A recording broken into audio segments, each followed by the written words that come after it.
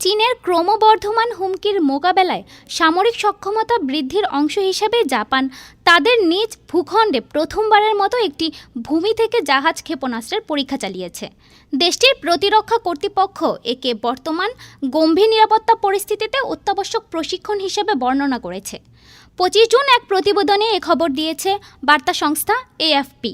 24 June দেশটির উত্তরাঞ্চলীয় Hokkaido দ্বীপের একটি প্রশিক্ষণ এলাকায় জাপানের স্থল আত্মরক্ষা বাহিনী একটি টাইপ 88 ক্ষেপণাস্ত্র প্রশান্ত মহাসাগরীয় উপকূলের পানির দিকে উৎক্ষেপণ করে।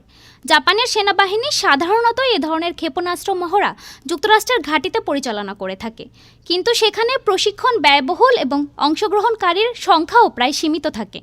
25 জুন নিয়মিত সংবাদ সম্মেলনে সরকারের মুখপাত্র ইয়োশিমাসা হায়াশি বলেন, দেশের অভ্যন্তরে এমন সরাসরি গুলি চালানোর মহড়া আরও বেশি সেনার জন্য প্রশিক্ষণের সুযোগ সৃষ্টি করে। তিনি বলেন, বর্তমান গম্ভীর নিরাপত্তা পরিস্থিতির প্রেক্ষাপটে দ্বীপসহ অন্যান্য এলাকা রক্ষার সক্ষমতা বজায় রাখা এবং উন্নয়নের জন্য এ ধরনের মহড়া অত্যন্ত গুরুত্বপূর্ণ।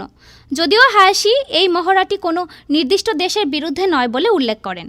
জাপান পূর্বেও প্রতিবেশী চীনকে তাদের সবচেয়ে বড় নিরাপত্তা চ্যালেঞ্জ হিসেবে বর্ণনা করেছেন, কারণ বেইজিং এই অঞ্চলে সামরিক শক্তি বাড়িয়ে চলেছে।